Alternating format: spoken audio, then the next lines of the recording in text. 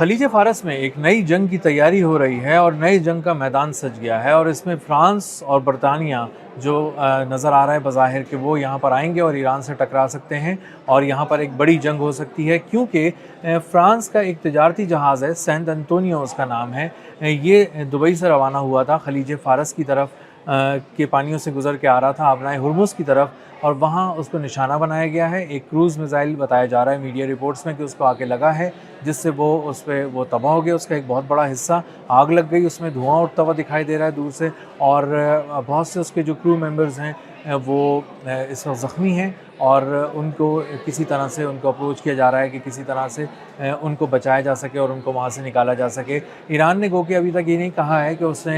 ये कार्रवाई की है और उसने जाके इस जहाज़ को निशाना बनाया है, लेकिन अंदाज़ा ये हो रहा है कि ये जहाज़ दुबई की तरफ से आ रहा था, अपना हुर्मुज़ की तरफ अप्रोच कर रहा था और ईरान की इजाज़त के बग़ैर आगे आ रहा था। और यकीनी तौर पे इसने टोल अदा नहीं किया होगा ईरान को, जो ईरान ने अब बाकायदा तौर पे एक अथॉरिटी के ज़रिए नाफिज कर दिया है, तो उस टोल की अदम अदायगी की वजह से इसको निशाना बनाया गया। और ये शायद इस जोन में आगे आया है कि अमेरिका यहाँ पे मौजूद है, अमेरिका ने कहा है कि आगे आ जाओ, अमेरिका ने कहा है यहाँ से गुजर जाओ, और अमेरिका की इजाज़त से ही शायद अपना हुर्मुज़ से गुजरा जा सकता है। और अमेरिका के दिए हुए एतमाद की वजह से ये आगे आया अपना हुर्मुज़ की तरफ, लेकिन निशाना बन गया। इस वक्त आग के शोले बुलंद हो रहे हैं, धुआं ही धुआं है हर तरफ, और इस वक्त उसके जो क्रू मेंबर्स हैं वो ज़ख्मी हैं और उन्हें तिब्बी इमदाद दी जा रही है। ईरान ने वाज़े तौर पर दो टोक अल्फाज में कहा है कि अब अगर किसी को अपना हुर्मुज़ से गुजरना है, पहले भी उसने कहा था लेकिन अब उसने दो टोक अल्फाज में ये कह दिया है कि हमने पर्शियन गल्फ स्ट्रेट अथॉरिटी बना दी है। और ये अथॉरिटी बनाने का मकसद ये है कि हमने अपना एक निज़ाम यहाँ पे राइज कर दिया है। अब यहाँ पे जो ऑर्डर होगा, जो तिजारती ऑर्डर होगा, जो वर्ल्ड ऑर्डर होगा, अपना हुर्मुज़ के ऊपर होगा, वो हमारा होगा। और यहाँ से गुजरने के लिए अब हर जहाज़ को हमारी इजाज़त लेनी होगी, हमें टोल अदा करना पड़ेगा, हमें ईमेल करनी पड़ेगी। ईरानी पासदारान इनकलाब को आप ईमेल करेंगे, ईमेल करने वाली शिपिंग कंपनी को अपना डाटा देना पड़ेगा, क्रू मेंबर्स की डिटेल देनी पड़ेगी, कार्गो की डिटेल्स देनी पड़ेगी, बताना पड़ेगा कहाँ किस मिल्कियत का, ये किस मुल्क की मिल्कियत का जहाज़ है, कहाँ से चला है, मंजिल क्या है, कहाँ इसको जाना है, सामान किसके लिए लेके जा रहा है, और उस सामान की नौइयत क्या है, किस तरह का उसमें सामान है। ये सारी तफसील देने के बाद ये जो शिपिंग कंपनी है उसको ईमेल के ज़रिए तेहरान से एक इजाज़तनामा मौसूल होगा, और वो इजाज़तनामा जब ईरानी पासदारान इनकलाब और नेवी के साथ शेयर किया जाएगा तो वो जहाज़ वहाँ से गुजर सकेगा। हिफाजती हिसार में ईरानी पासदारान इनकलाब की वो स्ट्रेट ऑफ हॉर्मुज़ से गुजरेगा, ईरानी जो साहिल हैं उसके करीब करीब उसको रखा जाएगा, एक पूरा पाथवे बताया जाएगा कि इस पैसेज से आप गुजरें, इस रास्ते से आप गुजरें, और एग्जैक्टली इन कोऑर्डिनेट से गुजरेंगे तो वहाँ पे आपको कोई बारूदी सुरंग नहीं मिलेगी, वहाँ पे आपको किसी तरह का कोई ऐसा माहौल नहीं मिलेगा जिससे आपको अंदाज़ा हो कि आपको कोई ख़तरा है या वो जंगी माहौल है। तो इस वॉर जोन के अंदर ईरान ने अपनी हुक्मरानी साबित कर दी है कि इस वॉर जोन में, जबकि अमेरिका के 15,000 फ़ौजी वहाँ पे खड़े हुए हैं, तैनात हैं, कैरियर स्ट्राइक ग्रुप्स आए हुए हैं, अमरीकी बहरी बेड़ा सपोर्ट पे खड़ा हुआ है, और एक मजबूत नाकाबंदी वहाँ पे मौजूद है अमेरिका की। लेकिन वो मजबूत नाकाबंदी के परखचे हर रोज़ हमें उड़ते हुए दिखाई देते हैं, हर रोज़ वो नाका पाश पाश होता दिखाई देता है, और वहाँ से ईरान के तिजारती जहाज़ अमेरिका की नाक के नीचे, अमेरिका की नज़रों के सामने, उसकी नेवी के सामने से गुजर के आते हैं और कोई उन्हें चैलेंज नहीं कर पाता। एक आध जहाज़ को उन्होंने चैलेंज करने की कोशिश की थी, लेकिन वो इतनी ज़ोरदार किस्म के हॉर्न बजाता हुआ वहाँ से गुजर गया, और उसके पीछे उनकी जो स्पीड बोट्स थी वो हिसार में थी ईरान के। तो ईरान की बहरिया ने मुकम्मल तौर पे अपने हिफाजती हिसार में कई एक जहाज़ जब पार कराए हैं, तो अमेरिका को समझ में आ गया है कि अब अपना हुर्मुज़ पे छेड़छाड़ नहीं करनी है, और वो छेड़छाड़ करने के काबिल भी नहीं है। मजबूत गिरफ्त पर्शियन गल्फ़ में इस साइड पे खलीज फ़ारस और उस साइड पे खलीज ओमान की तरफ, और दरमियान में अपना हुर्मुज़ के दरमियान जो 33 किलोमीटर चौड़ा एक बहुत ही बड़ा तिजारती रास्ता है, वहाँ पे ईरान ने अपना कंट्रोल वाज़े तौर पे साबित कर दिया है, अपनी गिरफ्त मजबूत दिखा दी है, और बता दिया है कि यहाँ पर जो अगर किसी का राज चलता है तो वो ईरान है। अब ईरान को से बात किए बगैर कोई जहाज़ यहाँ से नहीं गुजर सकेगा। एक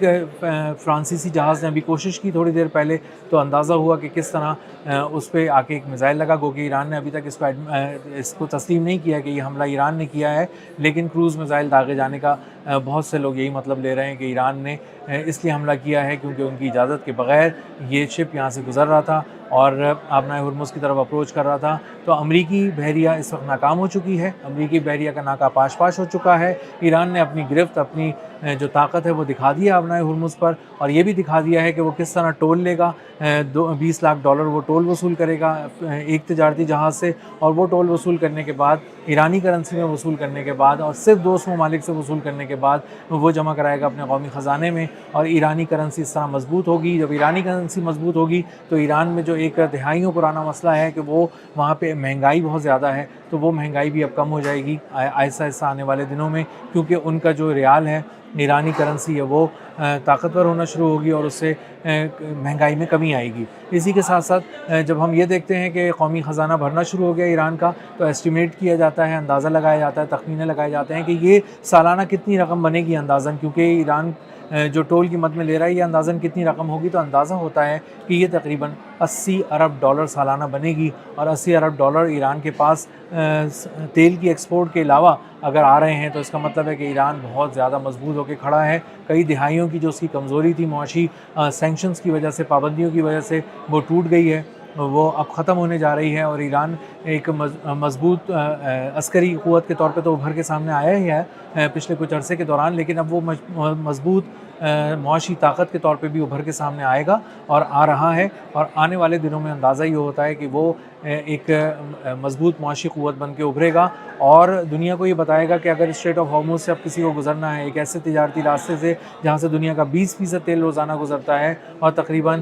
2 کروڑ بیرل روزانہ تیل کی تجارت وہاں سے ہوتی ہے، اگر وہاں سے کسی کو گزرنا ہے تو ہم سے اجازت لینی پڑے گی، ایران سے اجازت لینی پڑے گی، پرشین گلف اسٹیٹ اتھارٹی سے اجازت لینی پڑے گی۔ تو یہ پلان بنایا جا رہا ہے فرانس کی جانب سے اور برطانیہ کی جانب سے کہ وہ اپنے کچھ وارشپس کو وہاں بھیجے، ریڈ سی سے گزارے، خلیج عدن کی طرف گزارے، اور اس کے بعد آبنائے ہرمز کی طرف جائیں، اور وہ جا کے وہاں پر حفاظت کریں اور دیکھیں کہ کس طرح ان کے ایک جہاز کو نشانہ بنایا گیا، اور ان کے مزید تجارتی جہاز یہاں سے گزر سکیں گے یا نہیں، اور اگر نہیں گزر سکیں گے تو وہ ان کو حفاظتی اقدامات کسی طرح ان کے لیے کریں اور ان کو وہاں سے گزارنے کی کوشش کریں۔ لیکن یہ واضح طور پہ یہ چیز سامنے آ چکی ہے کہ اب امریکی ناکہ بندی، جو 15,000 فوجی وہاں پہ آلریڈی تعینات ہیں، ان کے پورے کیریئر اسٹرائک گروپس کھڑے ہوئے ہیں وہاں پہ، جب وہ ایران کا کچھ نہیں بگاڑ سکے، تو یہ یہاں پر آ کر ایک نئی جنگ کس طرح چھیڑ سکتا ہے فرانس یا برطانیہ، اور ایک پرائی جنگ میں کیسے کود سکتا ہے جب وہ دیکھ رہا ہے کہ واضح طور پہ اسرائیل اور امریکہ یہاں پر آنے کے بعد ناکام ہو چکے ہیں، تو اب اس کے پاس کون سی ایسی اسٹریٹجی ہے کہ جس کے ذریعے وہ یہاں پر آئے گا اور کسی طرح اپنے جہازوں کو بچا سکے گا۔ تو یہ مکمل طور پر ناممکن نظر آ رہا ہے۔ ایران پہلے سے زیادہ مضبوط ہو چکا ہے، اس کی بارودی سرنگیں ہر طرف بچھی ہوئی ہیں، اور بتایا جا رہا ہے کہ اگر ان بارودی سرنگوں کو سمیٹنا بھی شروع کیا جائے تب بھی 6 ماہ سے زیادہ لگ جائیں گے، اور ایران کو مجبور نہیں کیا جا سکتا کہ وہ اپنی بارودی سرنگوں کو کسی طرح سے بھی سمیٹ سکے، اور اس کو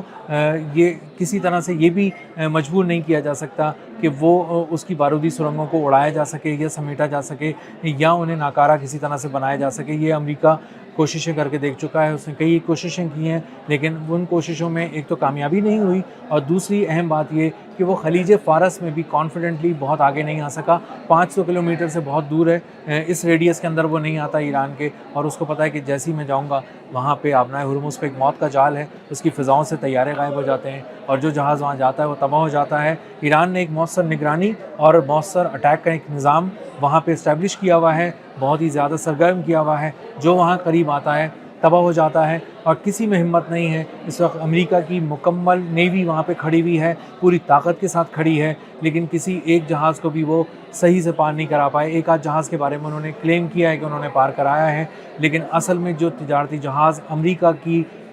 کے اعتماد اس کی شے پہ سمجھتے تھے کہ وہ وہاں قریب آ جائیں گے آبنائے ہرمز کے اور وہ ان کو پار کرا دے گا، اب تک ایک جہاز بھی امریکہ پار نہیں کرا سکا۔ ان میں سے 2,000 ویسلز، 20,000 کرو اس وقت